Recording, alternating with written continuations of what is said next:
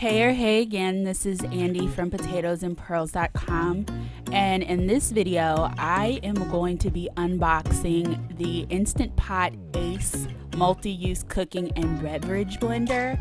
I got mine for sale during the Black Friday holiday, or Black Friday is not a holiday, but I got mine on sale from Walmart. And I was interested in it because it can be used to make almond milk. So I am going to be unboxing and testing out that feature right after this.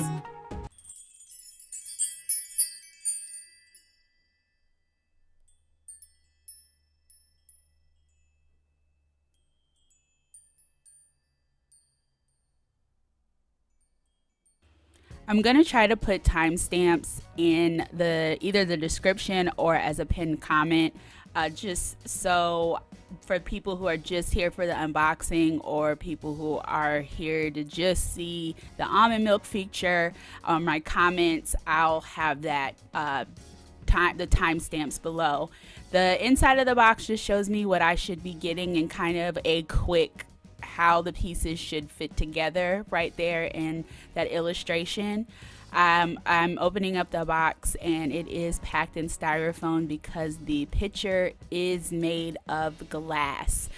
So when I was opening it, I was excited to see what this glass pitcher was going to look like. So the first thing we have is the user manual, which does have some quick recipes inside. It also comes with a strainer bag, or like if you were making a nut milk, you would have, I believe it's pronounced a muslin cloth, or any other type of like a cheese bag or something like that you would strain it through. And so it's kind of nice it comes with that bag. There's also a measuring cup that comes with the box, and that's just the cord to the base piece. It also comes with a cleaner brush to get in there underneath the blade, and to, I guess, if you need to scrape anything off the sides or anything like that. So that's nice that it does come with a cleaning tool.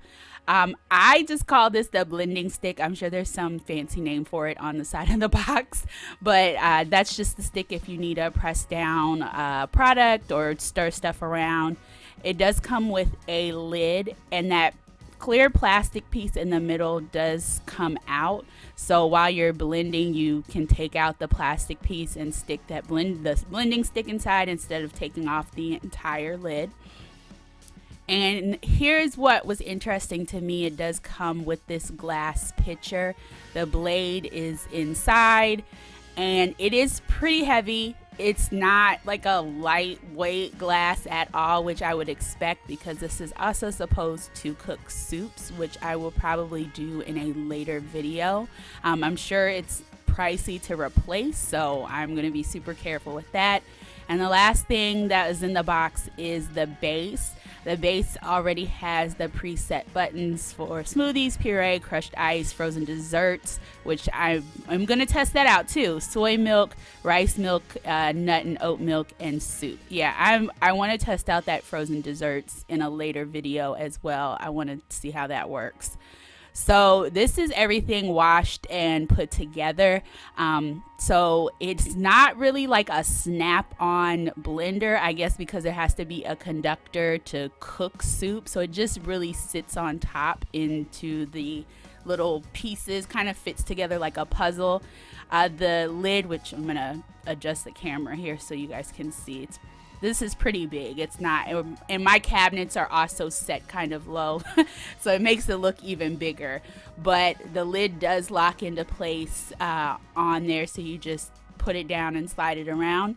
And I'm gonna go ahead and get my almonds. Everything from this point is what the user manual told me to do when it comes to making nut milk. So I have put in 1 cup of almonds. Those almonds were soaked for a few hours. So with making any nut milk, you're going to want to soak the nuts beforehand. And I'm adding in 1,400 milliliters of water. I am using the measuring cup. We're going to talk about how that worked out in a few minutes. But I am adding what it said in the book, 1,400 400 milliliters of water to the blender. It is even at the cold item, like if you're making something cold, it's at the line for that. So I lock the lid in place and I am going to press the nut oat milk button. That's what it says to do, and you are not supposed to have to do anything else. The timer will start and it should start blending and counting down. So I press the button and you can see it is starting to blend. It is starting to turn the color of milk, and you can see some of the almond pieces still floating around, but they're getting smaller and smaller, and it's doing a good job blending up milk.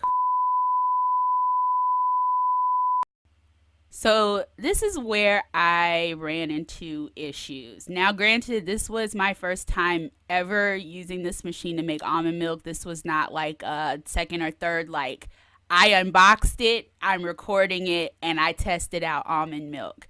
The blender kept shutting off and giving me an error code of E01. In the book, it says that there's either the product is too thick or the motor is overheating. So it says if the product is too thick, to add in some more liquid. I did that.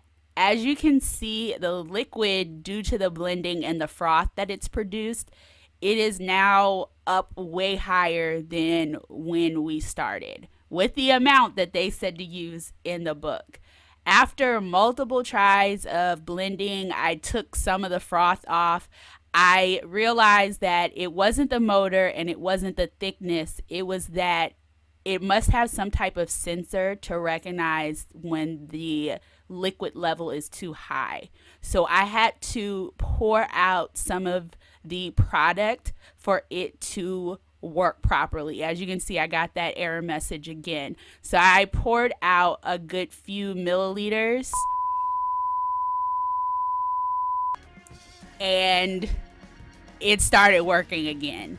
So I would just recommend to anybody that is using this, put in, I would even say put in like 1,200 milliliters, just something a little bit less than what it says in the book, because it is going to froth and then you keep getting that error message and it's nothing that it says in the book. So once I got everything to work properly and it went through a full cycle, it gave me the message of done, which it does say it should give you in the book.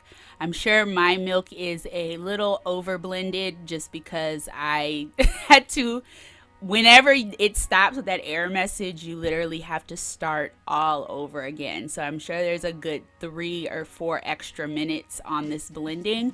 It is warm by the end of the blend, so it's not going to be drinkable right away. And I'm going to use the strainer bag to strain out the whatever lumps and gook is left over from the blended almonds and get the straight milk. So I just draped it over top of a pitcher, which was really easy, and went ahead and poured it through. I did have to try to hold it in place because of course the bag's gonna get a little heavy, but I did really like it.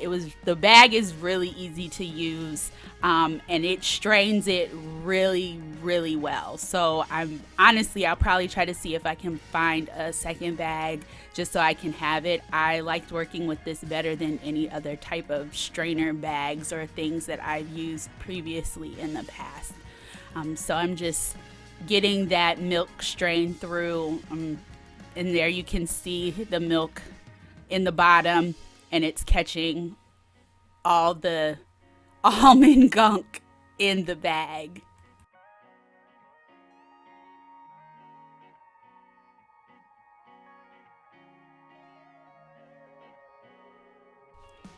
I'm going to try to show you some of the stuff that got left over from the straining.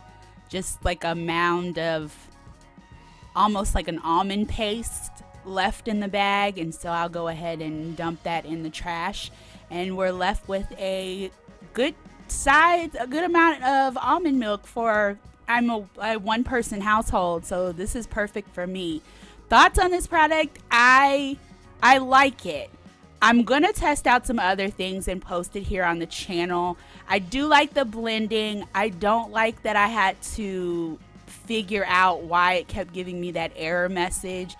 And I used the measurements that the book gave me. I didn't really care for that, but now that I know, I would still consider this an easy process. So I'm going to be posting more videos about this thing because I find it really interesting. I love kitchen gadgets. I love the Instant Pot range of gadgets. So we're going to see how this goes. If you like this video, don't forget to give it a thumbs up. Don't forget to subscribe. I post here pretty often food videos, and I post a few travel videos in between.